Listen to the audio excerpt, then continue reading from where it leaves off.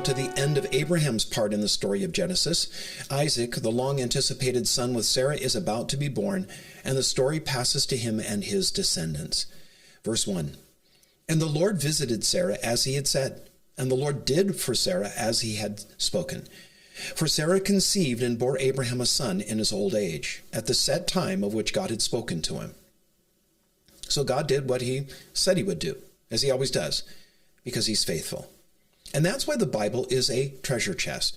It's filled with promises more precious than gold. What God has spoken, he will do, without exception, and in spite of those things that appear impossible to us. Verse 3, "And Abraham called the name of his son who was born to him, whom Sarah bore to him, Isaac," meaning laughter, because both Abraham and Sarah had laughed when they heard God's promise of a son. While in chapter 17, Abraham laughed in sheer delight at the prospect of a son in his old age, in chapter 18, when Sarah heard that promise for herself, hers was a laugh of disbelief. That turned to the mirth of joy in a dream fulfilled against all impossibility. Verse 4, "Then Abraham circumcised his son Isaac when he was 8 days old, as God had commanded him." This command is given in verse 12 of chapter 17. Abraham was careful to take the son of promise and mark him with the sign of that special covenant that God had made with him. God called for circumcision to take place on the 8th day after birth, well, because it was the premium time for it biologically. Coagulation agents were at their peak, and the pain would do no lasting psychological damage. Verse 5. "Now Abraham was 100 years old when his son Isaac was born to him. And Sarah said, 'God has made me laugh, and all who hear will laugh with me.' She also said, 'Who would have said to Abraham that Sarah would nurse children? For I have borne him a son in his old age.'" So that disbelieving snicker that she'd made a year before when God told them that they'd have a son has now morphed into a hearty expression of joy. Picture Sarah walking around the camp as her belly swelled over the months of her pregnancy. It's not hard to imagine Abraham patting her tummy and the two of them smiling at each other and then breaking out in huge grins. And all throughout the labor and delivery, though there was, of course, the attendant pain, there was also the wonder and the joy at the miracle that was taking place. When they saw the little boy for the first time, their joy was inexpressible. Since Isaac was the son the promise of God flows to, Abraham was careful to circumcise him as God had instructed. Verse 8, "And so the child grew and was weaned, and Abraham made a great feast on the same day that Isaac was weaned." While the Western world tends to wean children at about a year, some cultures nurse for far longer periods of time. It used to be that the Inuit, also known as the Eskimos, didn't wean their children until they were in their adolescence. Some African tribes wean at 8 or 9. Ancient Middle Eastern cultures tended to wean children between 3 and 5 years, and so Isaac was probably about 4. And that means his older half-brother Ishmael was 18 when Isaac was weaned. When Isaac moved to solid food, Abraham threw a party as, well, that marked a new phase in his son's life. Isaac now shifts from hanging out with his mama and the women of the camp to begin spending time with his dad and the men. And that's the point at which Ishmael and his mother Hagar would feel threatened, because it meant that Isaac has safely gotten through one of the more dangerous phases of life when many people in the ancient world died as infants and young children. Isaac is now old enough to have a real relationship with Abraham. They can talk, share experiences. And that means that Ishmael's role as the only son and presumptive heir to Abraham's name and estate is disappearing. And it sets up what happens next. Verse 9. "And Sarah saw the son of Hagar, the Egyptian, whom she had borne to Abraham, scoffing." Sarah saw a look on Ishmael's face that concerned her. She could see the trouble that lay ahead if Ishmael was allowed to stay around. Ishmael, of course, had enjoyed Abraham's favor as his only son until this point. But now that Abraham's had a son by his wife, and that son's reached an age that signals he's going to thrive, Ishmael is old enough to see the way that things will move. Isaac is already supplanting him in Abraham's attention and affection, and so he does what any son in his position would do, The threat of being ousted from the position of favor that he's enjoyed till now moves him to act like something of a jerk. Sarah knows what's at stake. Abraham's heir stands to inherit a huge fortune. And who's to say that Ishmael and his mother Hagar don't, cook up some scheme to get rid of Isaac? Verse 10, therefore she said to Abraham, cast out this bondwoman and her son, for the son of this bondwoman shall not be heir with my son, namely with Isaac. And the matter was very displeasing in Abraham's sight because of his son. To preempt the inevitable trouble that she saw coming, Sarah urged Abraham to expel Hagar and Ishmael. Would there have been trouble had they stayed? Well, there certainly has been trouble between Ishmael's and Isaac's descendants. Lots of it. The history of animosity between Arabs and Jews is a thing of legend. But Abraham wasn't pleased at the prospect of banishing Ishmael. And of course, we understand why. That was his son with whom he'd had a long relationship. Ishmael's become a man. They've shared many rich memories, and Abraham had high hopes for Ishmael. You may remember that earlier, when the then pregnant with Ishmael, Hagar, fled because of the way that Sarah was treating her, God appeared to her and sent her back with a promise that Ishmael would grow to become a patriarch of many descendants. She'd surely told Abraham of that encounter with God. So he had aspirations for his son. He'd poured himself into Ishmael, preparing him to be a leader one day. But now he faces the prospect of having to banish him and his mother for the threat they pose Isaac. No wonder he balks. Verse 12, but God said to Abraham, do not let it be displeasing in your sight because of the lad or because of your bondwoman. Whatever Sarah has said to you, listen to her voice, for in Isaac your seed shall be called. Yet I will also make a nation of the son of the bondwoman because he is your seed. God told Abraham to heed Sarah's counsel. Her counsel was right and wise, even if her motives weren't. Ishmael needed to go because while he wasn't heir to God's covenant with Abraham, God had another plan for him. And there's a couple quick insights from this. First of all, God told Abraham to heed his wife's counsel. At creation, God said that a wife is to be a man's companion and helper. She completes him. A vital part of that is the counsel that she gives. While God ordains a man to be the head in a marriage, the one who takes responsibility for decisions, he also intends that man to ask for, listen to, and seriously regard his wife's counsel. Because women often see things very differently and consider factors a man may miss in his analysis. The diligent husband asks his wife for her thoughts and counsel. More than that, as she's speaking, he's listening not just to her words, but through them to see her heart. His careful regard for and consideration of her counsel is going to go a long way in affirming her security in their relationship and allows her submission to him to be far more ready and willing because she's confident that he's including her in his decisions and he aims to protect her. When a wife's counsel stands in opposition to the course that he would take, wisdom suggests that he take a good, hard look at himself and his motives. That's what happened here with Abraham. Sarah said to banish Ishmael and Hagar, and it seems that Abraham's immediate reaction was rejection of that advice. But God told him to heed Sarah. Abraham was wrong, Sarah was spot on. Whenever a husband and a wife both seek God yet differ in their counsel, a husband ought to be extra careful to make sure that he's really hearing from God. And second, God makes it clear there at the end of verse 12 that his covenant with Abraham, originally given all the way back in chapter 12 and renewed 3 times in the chapter since, that covenant flows to Isaac, not Ishmael. It's important as Bible students living in the early 21st century that we settle this issue because it is a point of major geopolitical importance. The Bible says that God's covenant with Abraham went to Isaac. Islam claims that it went to Ishmael.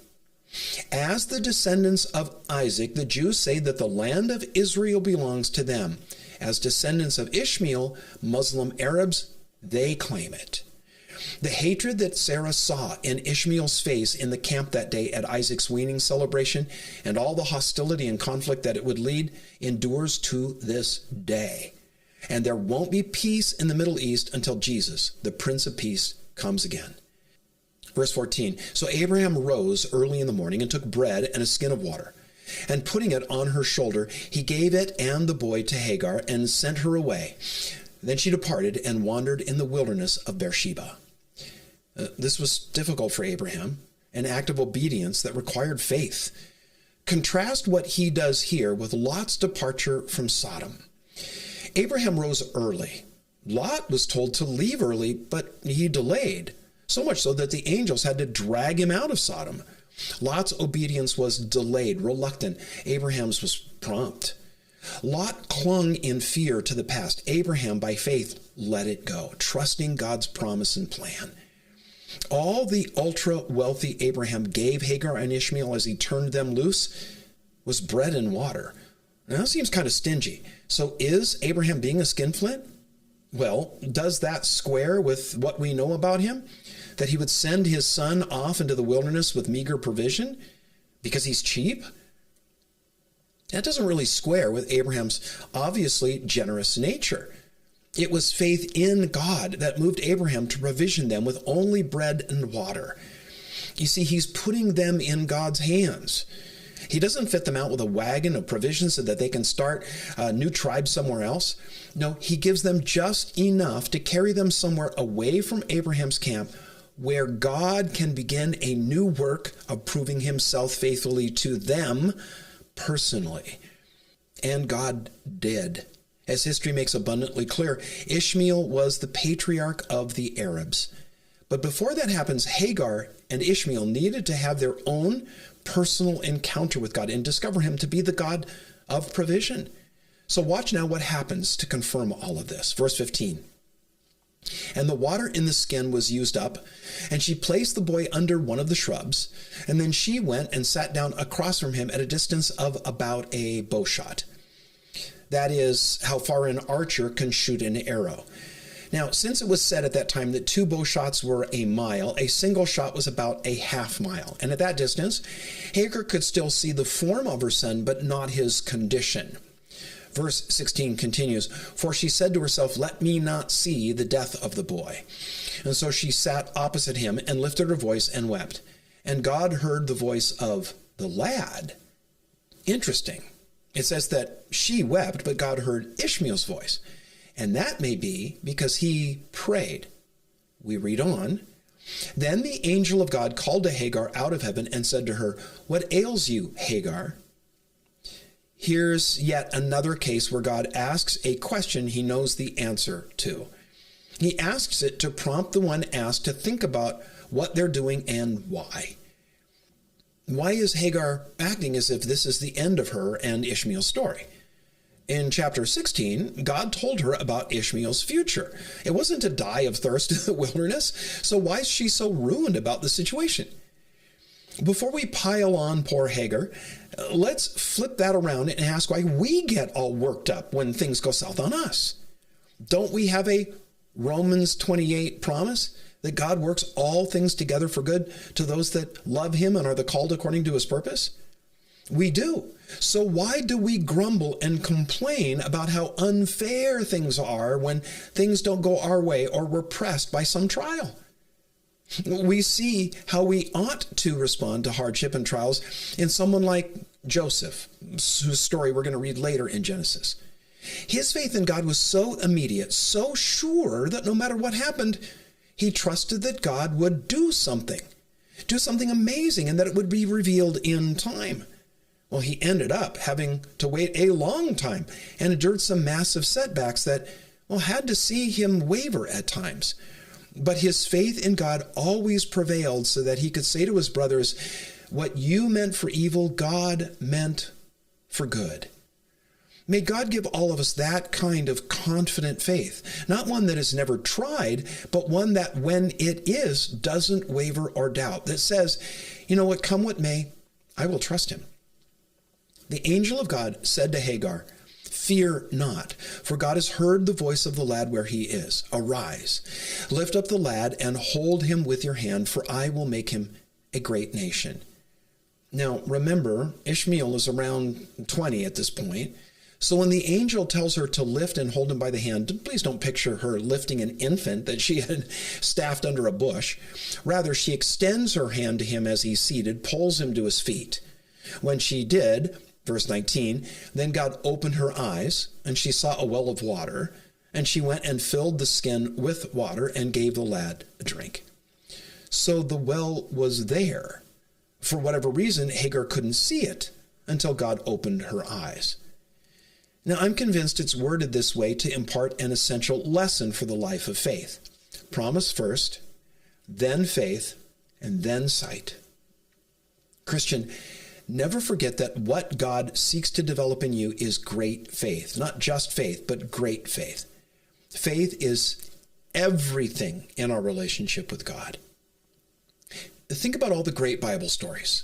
Noah, Moses, Joshua, Caleb, David, Jonathan. In the New Testament, Peter. What's their bottom line? It's faith in God, in his promises. Now, someone might say, wait a minute, Lance, isn't love the main thing? Doesn't Paul end 1 Corinthians 13 by saying, these three remain, faith, hope, and love, and the greatest of these is love? He does. But the love that Paul speaks of is the product of faith in God. There's no real love without faith in God. First is God's promise to Ishmael. Next is Hagar's faith in it that moves her to action. She goes and she lifts him up, and then she sees the well and drinks. God never promised us that this life would be a bed of roses. On the contrary, Jesus said that life in this fallen world would know trouble. But he said, we could still be a people of hope and joy because he has overcome this world. It's when we're pressed, when life has dealt us a bad hand, or we're slammed by circumstances, that we turn to God for help.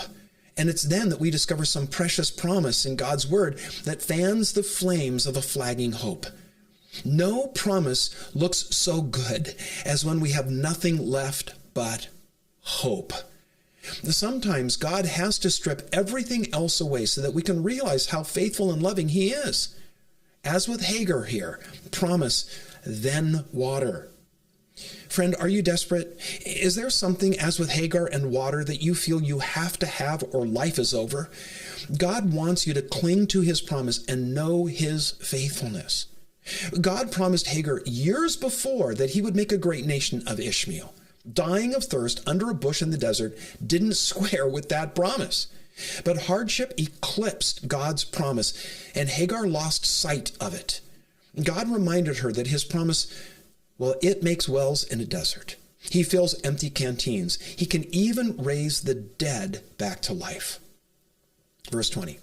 So God was with the lad, and he grew and dwelt in the wilderness and became an archer. He dwelt in the wilderness of Paran, and his mother took a wife for him from the land of Egypt. Paran lies in the north-central region of the Sinai Peninsula. While dry, there are wells and enough grass to support small bands of nomadic shepherds. No details are given other than that Ishmael became an archer. So instead of becoming a shepherd as his father Abraham had been, Ishmael becomes what we might call a mercenary. Archery was a skill that was practiced in Egypt that Hagar would have known about. Somehow Ishmael learned it and acquired a bow, and then, most likely, he hired on to a Bedouin chieftain for protection. These Bedouin were notorious for their constant raids on each other. They usually fought to a stalemate, but every so often one would kill off a couple of other chiefs in the area, forcing their tribes to merge with his. The size of a tribe was limited really only by how much pasture there was in the area. These Bedouin chieftains hired men who could wield a weapon and protect the tribe. You may remember how Abraham went after the Northern Alliance with, it says, 300 of his own hired servants. Ishmael became a professional archer so that he could find employment as one of these mercenaries. Hagar secured a wife for him from Egypt. She may have taken a trip there and bargained for one, or more likely, she secured one from the many caravans that passed through this area between Egypt and Mesopotamia. Now, before we move on, I ought to note that in Galatians chapter 4, the Apostle Paul uses this whole scene of Abraham sending Ishmael away as an object lesson on the difference between trying to please God with the flesh on the basis of the law and by living by faith in the grace of God. It's a marvelous and crucial lesson we'll return to in our study in Galatians, whenever that happens. Now, the scene shifts back to Abraham, verse 22. And it came to pass at that time that Abimelech and Phicol, the commander of his army, spoke to Abraham, saying, God is with you in all that you do. Now, therefore, swear to me by God that you will not deal falsely with me, for my offspring or with my posterity, but that according to the kindness that I have done to you, you will do to me and the land in which you dwelt. And Abraham said, I will swear. As noted earlier, Abraham's living in the region of a newly arrived people who will later be known as the Philistines. They migrated to the west coast of Canaan from the sea. Their ancestors had settled the island of Crete and had become, quite the mighty seafaring culture that settled on the coast of Greece, and a huge colony in North Africa that would eventually become the famed city of Carthage. As we saw in the last episode, Abimelech was a title for the Philistines' ruler, like the Egyptians' pharaoh. Well, Phicol was another title for the commander of their army. We might say general. In the Middle Eastern world of that time, one of the keys to survival and success was forging alliances with powerful neighbors. Rulers were always on the lookout for two things: threats and allies. So who presented a danger and who could you ally with to increase your power and so thwart an attack? Abraham was a powerful chieftain living in Abimelech's area. And seeing God's favor was all over Abraham and whatever he did prospered, well, Abimelech saw a solid ally. And so they entered into an alliance. And because they have that alliance, verse 25, then Abraham rebuked Abimelech because of a well of water which Abimelech's servants had seized. And Abimelech said, I do not know who has done this thing. You did not tell me, nor had I heard of it until today. And so Abraham took sheep and oxen and gave them to Abimelech, and the two of them made a covenant. So Abraham's men had dug a well, which of course is a lot of work. The Philistines then commandeered it. And so Abraham complained to Abimelech, who claimed ignorance of the matter. He'd given no order for the well seizure. The problem is that the alliance Abraham and Abimelech made had never been formalized. And so their respective servants weren't really sure where they stood in regard to each other. The two leaders realized they needed to perform the ritual that formalized an alliance. So these animals were most likely used in the way that they were back in chapter 15, when God and Abraham, you'll remember, cut a deal. So in addition to the sacrifice of these animals, Abraham gave Abimelech a gift of 7 lambs, verse 28. And Abraham set 7 ewe lambs of the flock by themselves. And then Abimelech asked Abraham, what is the meaning of these 7 ewe lambs which you've set by themselves? And he said, you will take these 7 ewe lambs from my hand, that they may be my witness that I have dug this well. Therefore, he called that place Beersheba, because the two of them swore an oath there. Beersheba means well of the 7-fold oath. A female lamb was the most precious gift that a Bedouin could give, because it produced more sheep and formed the basis of a shepherd's prosperity. Giving 7 to Abimelech was remarkable. It was saying, I'm committing my future into your hands.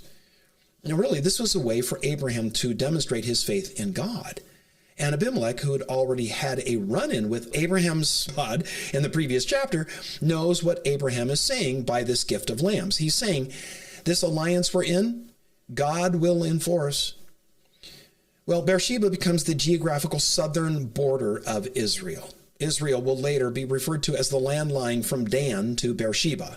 It's about 114 miles from Dan in the north to Beersheba in the south. Verse 32.